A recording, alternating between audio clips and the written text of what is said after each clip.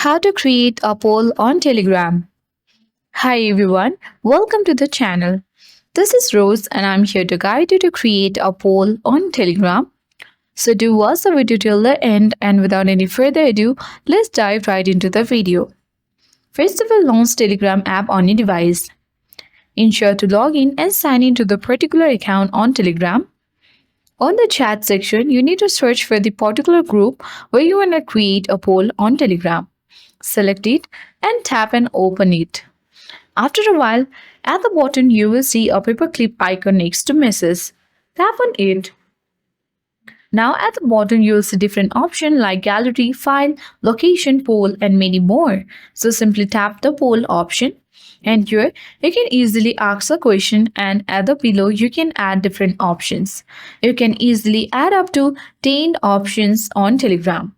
So let's ask a question. To add multiple option, you can tap add an option and easily add any kind of option.